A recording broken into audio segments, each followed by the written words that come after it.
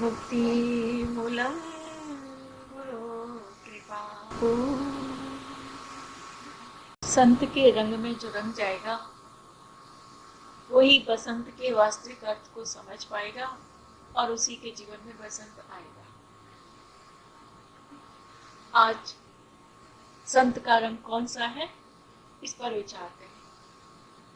तो एक तो संत का रंग सुना हमने कि उसका रंग ऐसा है कि ना वो हर्ष विषाद दोनों से ऊपर उठा हुआ होता है।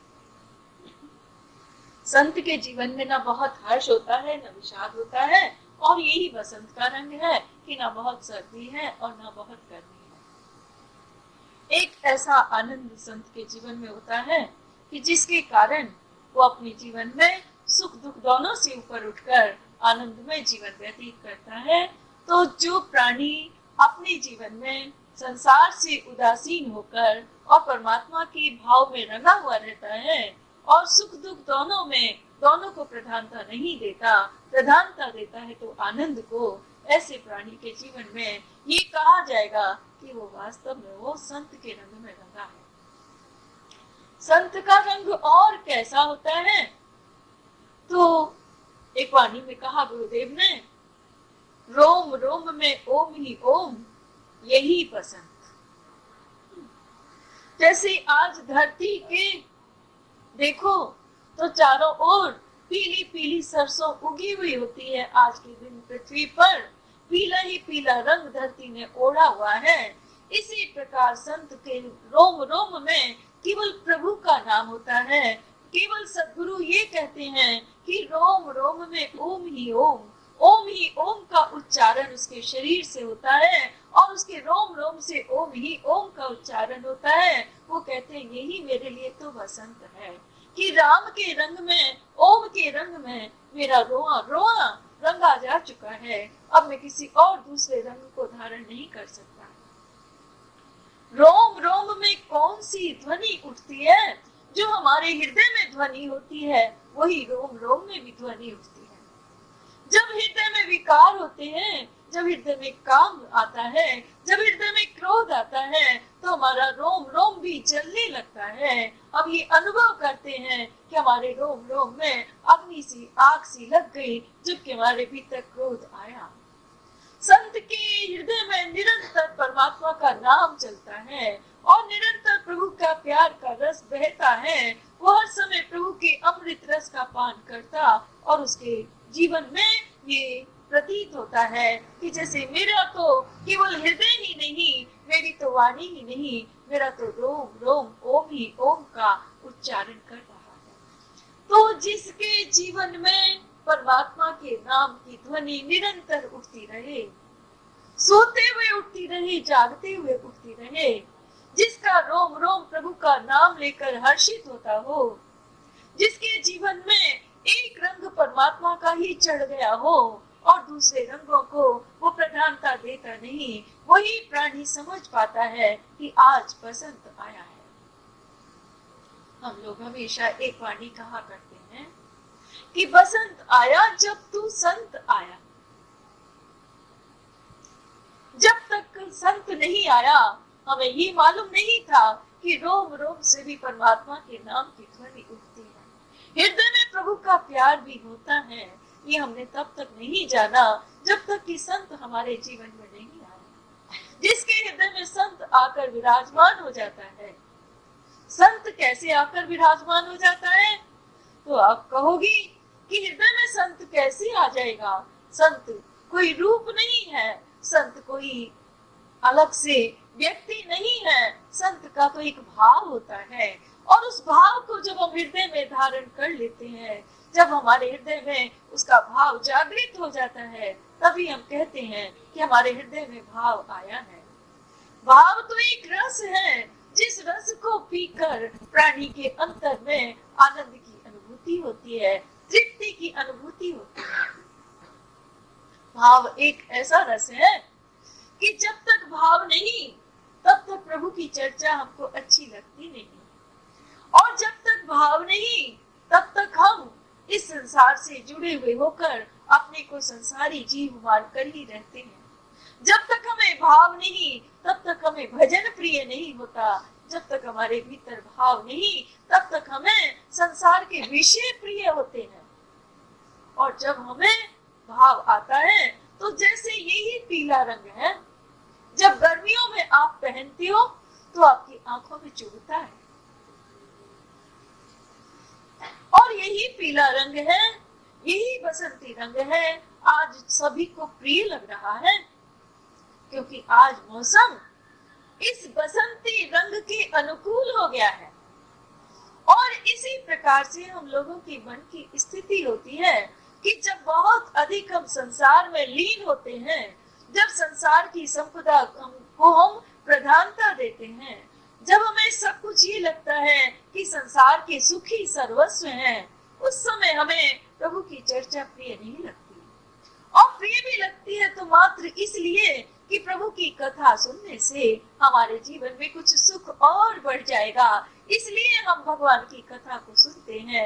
ये कथा का श्रवण नहीं है, ये तो वास्तव में अपनी ही वासना को एक प्रकार से और सींचना है। लेकिन जब हमारे अंतर में सत्संग में आते आते सद्गुरु के भाव को धारण करने की क्षमता आ जाती है, जब पात्र अपनी गर्मी को छोड़ने लगता है, तब इसके बाद उसके जीवन में सुख दुख से ऊपर उठ जाता है और प्रभु के प्रेम की भावना जागृत होती है। तब उसके जीवन में प्रभु की चर्चा उसे प्रिय लगती है, और तब तो वो ये कहता है कोई ऐसा स्थान हो जहाँ पर जाकर मैं प्रभु की चर्चा सुनूं। क्यों सुनूं प्रभु की चर्चा? कि प्रभु की चर्चा सुने बिना मेरा हृदय रूखा सूखा सा रहता है। प्रभु की चर्चा सुने बिना मेरे कान रूखे सूखे से रहते हैं। प्रभु की चर्चा सुनकर मेरे रोम रोम में, मेरे हृदय में एक रस की धारा बहने लगती है। भक्तों ने कहा है कि वो भक्ति की रस धारा है, ज्ञानियों ने कहा है कि वो ज्ञान की रस धारा है। तो आज का ये दिन ज्ञान को प्राप्त करने के लिए संत के चरणों में सिर झुकाने का दिन है। ज्ञान प्राप्त तभी होगा जबकि प्राप्ति के लिए विद्यार्थी गुरु के द्वार पर जाएगा। एक दिन में कोई ये विचार करे कि विद्यालय में गए बिना उसको अक्षर का ज्ञान हो जाएगा और एक दिन में हो जाएगा, ऐसा नहीं होता। आज विद्यार्थियों का विद्या अर्जन करने के लिए गुरु के द्वार पर जाने का दिन हुआ करता था। पहले लोग सिर झुकाकर गुरु के द्वार पर जाते थे ज्ञान को प्राप्त करने के लिए। और आज का ये दिन इसीलिए सरस्वती का माना कहा गया है कि आज से भक्तों के जीवन में वाणी की वंदना प्रारंभ होती है। वाणी किसे कहा गया? वाणी सरस्वती को कहा गया। सरस्वती का एक नाम है वाणी, और वाणी प्रत्येक प्राणी को मिली हुई है, लेकिन प्रत्येक प्राणी की वाणी में परमात्मा का जब नाम नहीं होता, जब प्रभु का प्रेम नहीं होता, तो उसे हम वाणी नहीं कहते। वाणी हम तब कहते हैं जबकि हमारी इस जुबान में, हमारी इस भाषा में, हमारे बोलने में जब रस आने लगता है और प्रभु के प्रेम का रस आने लगता है, जब हम दुनिया से अलग होकर और कुछ विचार करते हैं, तभी हमारे जीवन में वाणी प्रारंभ होती है। वाणी हमारे जीवन में जब जागृत होती है, तब हम वाणी की उपासना करते हैं। सद्गुरु के, संत के रंग में रंगना क्या है कि सद्गुरु के तो रोम रोम से, अंग अंग से प्रत्येक क्षण एक एक वाणी निर्झर होती रहती है, वाणी बहती रहती है। उस वाणी को हम अब अपने जीवन में उपासना के रूप में लेते हैं। लेकिन जब हमारे भी विचारों में, हमारे भी भावों में वाणी व्यक्त होने लगेगी, तभी हम मानेंगे कि हम वास्तव में संत के रंग में आज रंगे हैं। ज्ञान का, वेद का अर्थ हम लोग लिया करते हैं कि आज वेदों की पूजा होती है। एक श्लोक है भगवान श्री कृष्ण का गीता में, कहा उन्होंने ऊर्ध्वमूलम अधः शाखा अश्वत्थम प्राहुरव्यम छंदांसि यशि पर्णानि यत्सम वेद स वेदविद। अर्थ है इसका कि ऊर्ध्व मूल मतलब प्रत्येक वृक्ष की मूल तो धरती के नीचे होती है, किंतु इस संसार वृक्ष की मूल ऊपर की ओर है। इसलिए उन्होंने कहा ऊर्ध्व मूलम। ऊर्ध्व माने ऊंचा, मूल माने जड़। अधा शाखा, इस संसार वृक्ष की शाखाएं नीचे की ओर लटक रही हैं। और ये क्या है? ये संसार का वृक्ष अश्वत्थ कहा माने पीपल के एक वृक्ष के समान है।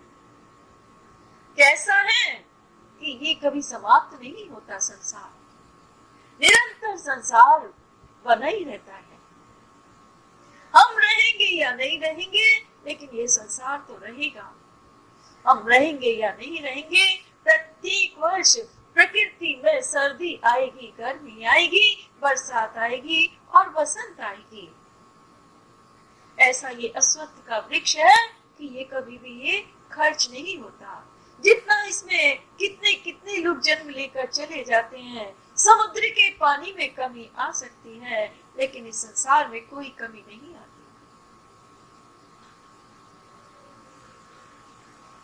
कहते हैं फिर कि छंदांसि यशि पर्णानि। इस वृक्ष के पर्ण क्या है, पत्ते कौन है? तो कहा इस वृक्ष के पत्ते भगवान की वचन है। छंद माने भगवान के गीत, छंद माने भगवान की वाणी, छंद माने हम लोगों का प्रसन्न होता हुआ जीवन। कहते हैं जो ये जान लेता है, यत्सम वेद मतलब जो इसको जान लेता है वो ही वेदविद है। उसने मानो वेद को जान लिया और वही ज्ञानी है। कौन ज्ञानी है? जो ये जाने कि हम जब संसार में नीचे के धरातल में, नीचे के संसार के विषयों में सुख खोजते रहते हैं, तब तक हमने अभी संसार को कुछ नहीं जाना। हमारे संसार की मूल तो, हमारे सुखों की मूल तो नीचे के भावों में नहीं है, ऊपर के भावों में है, परमात्मा के भावों में है। और इसलिए जो ज्ञानी है वो परमात्मा के भाव में अपने नीचे के धरातल को छोड़ देता है और परमात्मा के भाव के लिए अपने विचारों से ऊपर उठ जाता है। सुख आता है तो ऊपर उठ जाता है, दुख आता है तो भी ऊपर उठ जाता है और ऊपर उठकर अपने आप को उस अपने मूल से जोड़ लेता है, जिस मूल से संसार की सृष्टि हुई है। और जब मूल से जोड़ता है तो स्वतः ही उसे एक रस मिलता है, जिस रस में उसके हृदय से उद्गार व्यक्त होते हैं, वाणी के रूप में, भजन के रूप में, आनंद के रूप में, कभी वो प्रवचन के रूप में। जिसने अपने मूल को पहचान लिया, उसके जीवन में निरंतर ही ज्ञान का प्रकाश रहता है। उसके जीवन में कभी वो ये विचार नहीं करता कि आज तो मैं भाव में हूँ, पता नहीं कल मेरा क्या होगा, कल मेरा कुछ नहीं होना, मैं भाव में ही रहूंगा, हरा भरा ही रहूंगा, पीला पीला ही रहूंगा, रंगा रंगा ही रहूंगा प्रभु के रंग में, क्योंकि मेरी मूल को मैंने जान लिया है कि मेरी मूल परमात्मा के भावों में, मेरी मूल परमात्मा ही है। जो इस बात को जान लेता है उसने वास्तव में वेदों की पूजा कर ली। और अधिक हम क्या कहें।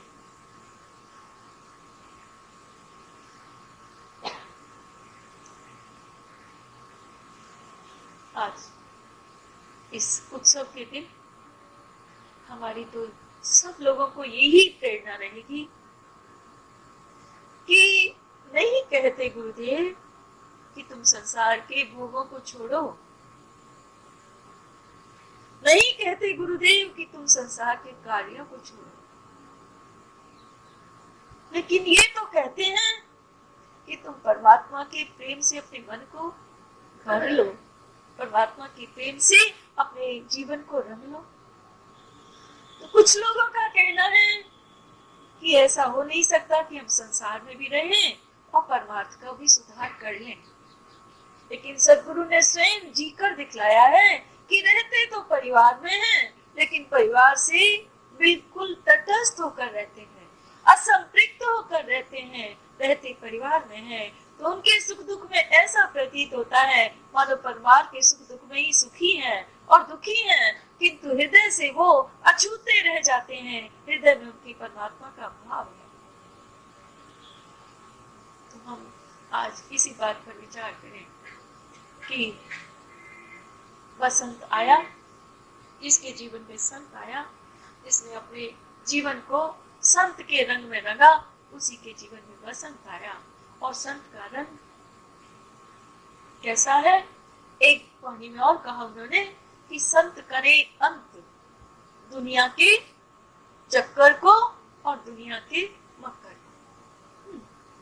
जब तक संत के द्वार पर नहीं आते, हृदय में सरलता नहीं आती, विषम हृदय चक्कर लगाता है दुनिया को और मक्कारी में जिया करता है, मक्कारी में ही जीवन व्यतीत कर देता है। जानता है प्रत्येक प्राणी कि भगवान के भजन ही के लिए हमें मानव का चूल्हा मिला है। जानता है प्रत्येक प्राणी कि भगवान के भजन में ही हमारे जीवन का सार है, किंतु फिर भी मन मक्कारी कर जाता है कि हम जानते हुए भी हमारा मन भगवान का भजन हमें करने नहीं देता,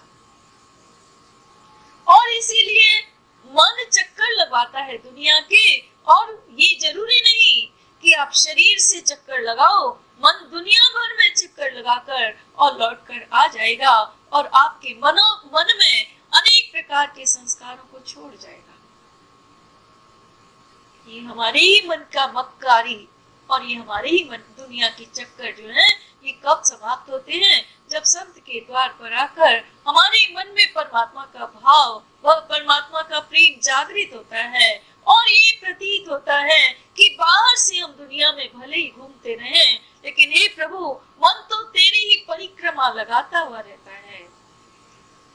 जब संत दुनिया की मक्कारी को खत्म करते हैं, तभी हम ये कह पाते हैं कि हम अपने पुराने जीर्ण शीर्ण विचारों से मुक्त होते हैं, पुराने अपने जिस प्रकार की मक्कारी हम किया करते थे उससे हम छूटते हैं। अब मन अपने प्रियतम में रमन करता है। मन जब परमात्मा के रंग में रंग गया तो वो तो केवल प्रभु का नाम लेता है। रोम रोम में जब राम ही राम का अनुभव करता है, ऐसे समय में मन को मक्कारी भूल जाती है, और मन की मक्कारी भूल गई तो दुनिया का चक्र भी खत्म हुआ और प्राणी अपने जीवन में केवल परमात्मा के चरणों में अपने मन को विश्राम देता है।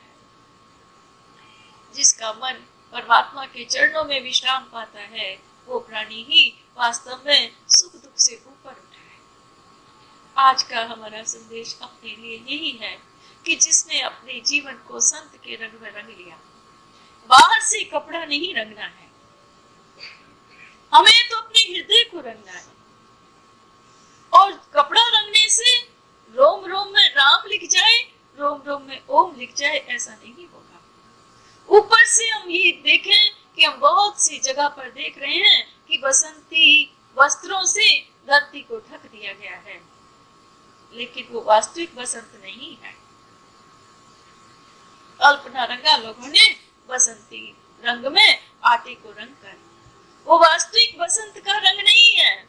बसंत का रंग तो धरती अपने आप प्रकट कर रही है कि कभी मैंने यदि बरसात को सहा था, यदि मैंने अपने भीतर सरसों बोई थी, तो आज देखो मैं दिखाती हूँ कि मैंने पीली साड़ी पहनी हुई है। इसी प्रकार समय रहते यदि हम चेत गए और अपने हृदय में प्रभु के नाम को हमने बीज आरोपण कर लिया, और यदि सत्संग से अपने इस बीज को हम निरंतर सींचते रहे, तो एक दिन ऐसा ही होगा कि हमारे हृदय में केवल परमात्मा का भाव होगा और हमारे रोम रोम में केवल ओम ही ओम होगा, केवल प्रभु का नाम ही होगा। ऐसा रंग चढ़े तभी हम जान पाए कि संत की पूजा क्यों होती है। संत के वाणी में सरस्वती विराजमान होती है, संत के हृदय में सरस्वती विराजमान होती है। जो संत कहे गए, जो ऋषि लिख गए, जो मुनि बोल गए, वही आज विद्या है। जो ज्ञानी कह गए वही आज रस से भरे हुए श्लोक हैं, दोहे हैं, और उन्हीं को हम जानते हैं कि जो ज्ञान से परिपूर्ण है। ऐसे मंत्र और ऐसी वाणियां, इनका कभी भी अंत नहीं होता। ये तो अनंत काल तक प्राणी को मार्गदर्शन करते रहते हैं। इसलिए हम ये मानेंगे कि सरस्वती संतों के हृदय में आकर विराजमान होती है। सरस्वती संतों की वाणी से प्रकट होती है। ये तो हमने देखा है कि संसार में गंगा भी प्रवाहित होती है और यमुना भी प्रवाहित होती है, लेकिन सरस्वती का प्रवाह गुप्त है, कहीं प्रकट नहीं है। इसी प्रकार हमारे भी जीवन में सुख और दुख तो दिखलाई देते हैं, लेकिन विद्या तो गुप्त रहती है। विद्वान प्राणी के मस्तिष्क में और रस में, प्राणी के हृदय में विद्या तो गुप्त रहती है। इस विद्या को हम, अब इस वास्तविकता को, सत्य को हम संत के संग से जब प्रकट कर लेते हैं, तभी हमें अपने ही जीवन में केवल ये पता लगता है कि ज्ञान तो गुप्त है, ज्ञान गुप्त है। पुस्तकों में जो लिखा हुआ है वास्तव में वो ज्ञान नहीं है। वो ज्ञान तो में एक इशारा देता है कि मुड़ो अपनी ओर, और तुम्हारे अंतर में जो गुप्त सरस्वती, गुप्त गंगा, शुद्ध भावना प्रवाहित हो रही है, उसे अपने जीवन में अनुभव करो। उसे यदि अनुभव करोगे तभी विश्वास आएगा कि वास्तव में सत्संग करने का कोई लाभ होता है। बाहर की पढ़ी हुई वाणी, बाहर से गाए हुए भजन, इनसे गुरुदेव प्रसन्न नहीं होते। गुरुदेव प्रसन्न होते हैं जब हमारी रूह में बसा हुआ भाव, जब हमारी रूह में छिपा हुआ ज्ञान हमारे अनुभव में आता है और हमें विश्वास दिलाता है कि सत्य सत्य ही है। चाहे कोई कितना भी सत्य को झूठा कहना चाहे, सत्य कभी झूठा नहीं होता। और यदि हम संसार के सुखों में सत्य को झुठलाना चाहते हैं तो हम ही भ्रमित हैं, हम ही धोखे में हैं। संसार के सुखों से भी और अधिक सुख परमात्मा के भक्ति का है, परमात्मा के ज्ञान का है। उस ज्ञान को प्राप्त करने का आज, उस ज्ञान की सीढ़ी पर चढ़ने का आज दिन है। इस बसंत पंचमी का दिन है, सरस्वती पूजन का दिन है। इस वसंत को मनाकर आज हम ये विचार करें अपने जीवन में कि कब तक हम भगवान के भजन के लिए उदासीन होकर बैठे रहेंगे। क्यों हम ये सोचते रहेंगे कि कभी आएगा समय तब हम भगवान का भजन करेंगे, वृद्धावस्था में करेंगे, या कोई दुख का क्षण आएगा तब प्रभु को याद करेंगे। कब तक हम इस प्रकार भगवान के प्रेम से उदासीन होकर बैठे रहेंगे। ये भगवान की भावना को धारण करने का दिन वही है जिस दिन तुम्हारे मन में ये आ जाए कि आज सचमुच में भगवान का भजन करने में आनंद है। उसी दिन अपने इस मस्तिष्क को प्रभु के चरणों में झुकाकर, मस्तिष्क माने अपने अहम को झुकाकर, और फिर अपने आप को तैयार करें हम कि आज हम अपनी चूनर को बसंती रंग में रंगेंगे। रामकृष्ण परमहंस ने एक उदाहरण दिया है कि भगवान तो रंगरेज है और उसके पास, जैसे रंगरेज के पास एक रंग वस्त्र रंगने का कुंड होता है, ऐसा ही ये संसार का कुंड है। रंगरेज के पास कोई जाता है, मेरा कपड़ा काला रंग दो, तो वो काला रंग देता है। कोई कहता है लाल रंग दो, तो लाल रंग देता है। मानी रंगरेज को ये मतलब नहीं है कि आप क्या चाहते हो, वो तो केवल रंगना जानता है। इसी प्रकार हम भगवान से जो मांगते हैं भगवान भी हमको वही देता है। यदि हम विषय मांगते हैं तो विषय देता है, सुख चाहते हैं तो सुख देता है, और यदि भक्ति चाहते हैं तो वो भक्ति देता है। उसे तो केवल इस संसार रूपी कुंड में वस्त्र रंगने से मतलब है। संत बतलाता है, देखो अब इस कुंड पर जाना और सदा सदा के लिए ऐसा रंग मांग लेना परमात्मा से कि फिर तुम्हें दूसरा रंग रंगने की आवश्यकता पड़े नहीं। और वो चतुर रंगरेज परमात्मा, इसका भेद सबको नहीं मिलता, इसका भेद संतों को मिलता है। संत परमात्मा से भी अधिक चतुर, और कहते हैं मुझे तो कोई रंग नहीं चाहिए, हे प्रभु तू मुझे अपने ही रंग में रंग ले, तेरे ही रंग में रंगना मेरे जीवन का उद्देश्य है। और जब वो अपने आप को प्रभु के रंग में रंगने के लिए उसके ही प्रति समर्पित हो जाते हैं, तो भगवान उन्हें अपने रंग में रंग लेता है। और फिर उसके ऊपर जो परमात्मा के रंग में रंग गया, उसके ऊपर फिर दूसरा रंग नहीं चढ़ता। कहा है उद्धव जी ने कि उद्धव जी की कारी कमरिया चढ़े न दूजो रंग। जो परमात्मा के रंग में रंग गया, उसे फिर कभी बरसात नहीं सहनी पड़ेगी, गर्मी नहीं सहनी पड़ेगी, उसे सर्दी शीत से नहीं कांपना पड़ेगा। उसके अंतर में तो सदा सदा परमात्मा का प्रेम में बसंती रंग सदा रहेगा, उसी रंग में रंगा हुआ वो आनंद बनाता रहेगा। आज इन्हीं शब्दों के साथ हम श्री सद्गुरुदेव के चरणों में इस बसंत के उत्सव को समर्पित करते हैं और उनसे ये मांगते हैं कि हमारा नित्य नया नया बसंत आए, और अब हमारे जीवन में अंत यदि हो तो केवल हमारी मक्कारी का हो, और यदि उदय हो तो केवल प्रभु के प्रेम और प्रभु के भाव का। बस